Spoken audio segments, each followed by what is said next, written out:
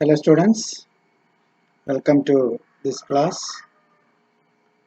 Today I will discuss a concept called electric field.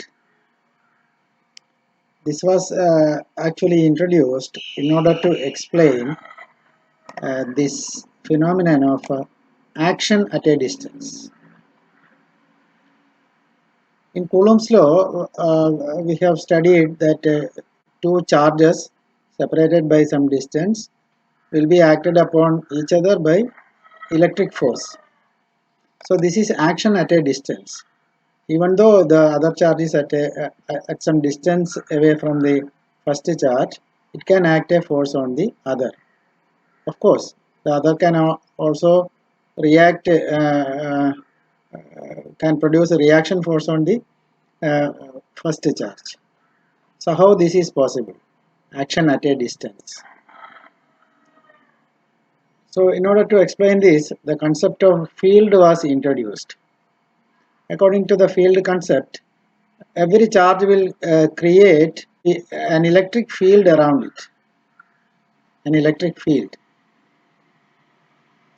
So we can say that source of electric field is electric charge. There are other sources also that we will study later, but in electrostatics we say that there is electric field and the charge is the source of electric field, or we can say that charge produces electric field, and strength of electric field is called intensity of electric field, and that is generally defined by this statement: intensity of electric field at a point is defined as the force acting on unit charge placed at that point. Actually, you need not place a unit charge, which is 1 coulomb in SI system, at a point. You just take a test charge Q. See, suppose I want to determine intensity of electric field due to capital Q. At some point, at some position vector, at some point whose position vector is R. So you can place a test charge there. Test charge is a small q, and observe the force on that. And if force on q charge, if force on q charge is F, then force on unit charge will be F divided by q. So uh, so that is the intensity. That can be easily calculated from Coulomb's law. Coulomb's law is here. So if you put first charge as capital Q and the test charge as the next second charge, that is a small q, then this is the force. F is the force acting on Q charge. Therefore, force acting on unit charge will be F divided by Q. So that is 1 by 4 pi epsilon 0 capital Q by R square. That is the intensity of a point charge at a distance smaller away from the charge. So the fundamental problem of electrostatics is to determine intensity due to various types of charge distributions. So that calculation is very important in electrostatics. So we will have charge distributions. Charge distributions. So charge distribution means a collection of charges. They will produce electric field around it, and intensity has to be calculated. For a point charge, this is the intensity, and intensity is actually a vector quantity because that is a force on unit charge. So vectorially, you can verify that this is the that is the formula for vector formula for intensity, because if q is positive, then we know that if q is positive, here if a unit charge is positive, also positive, so field is away from the charge. So for positive value of q, you will get a force away, and for negative charge q, this will be negative quantity. So this r cap is the unit vector in the direct unit vector in the direction of r. And you can also verify that this will be the nature of electric field for the case of a positive charge, and this will be that of a negative charge. So that is about intensity of electric field. A more proper way to define intensity of electric field is this one, because we have to take a small test charge. So we may say that if Q is the test charge, intensity actual or very proper definition of intensity will be to take a very very small test charge, because this test charge should not affect any charge distribution.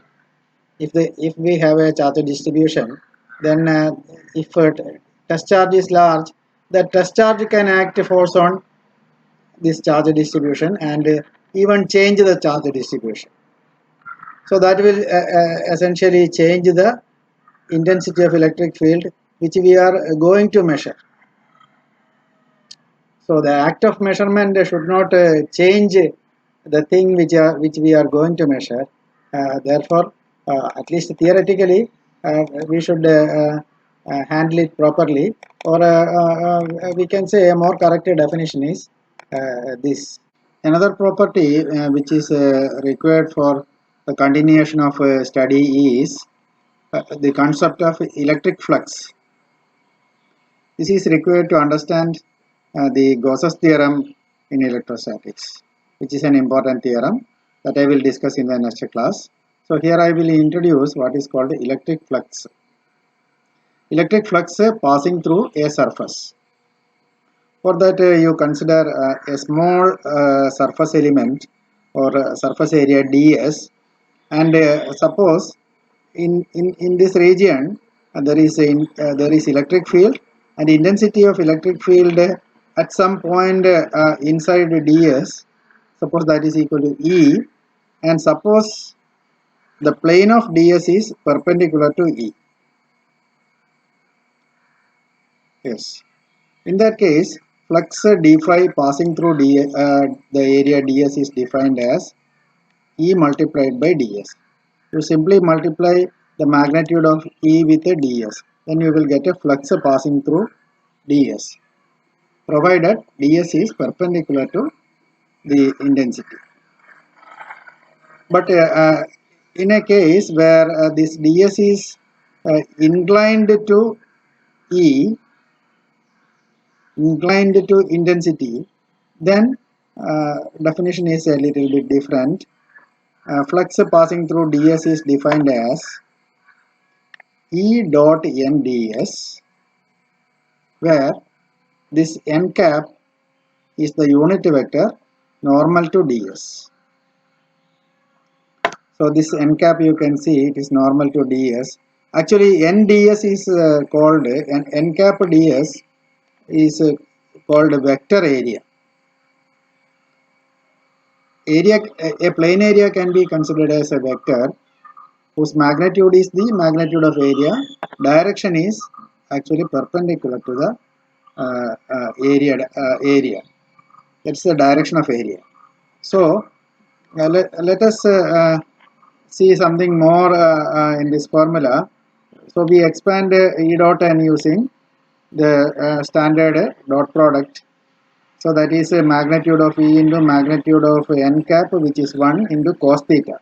So E into 1 into cos theta, where theta is the angle between n cap and E, that I have marked here.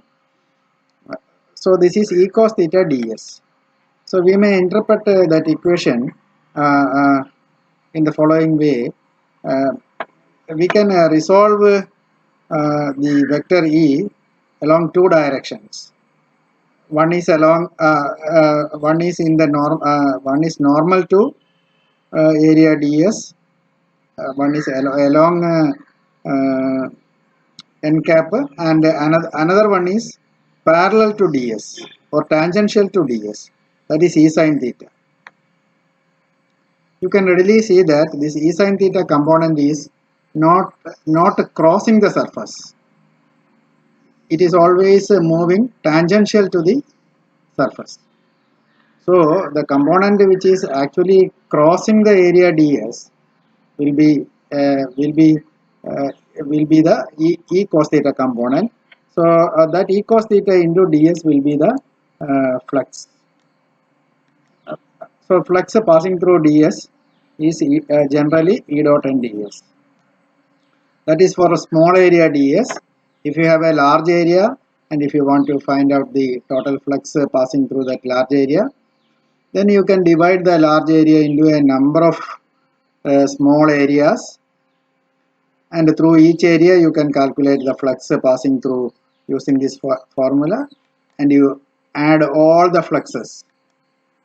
Then you will get the integral, definite integral of integral over the surface area S E dot n ds. That is how you will calculate the flux. That's all for now. Thank you very much.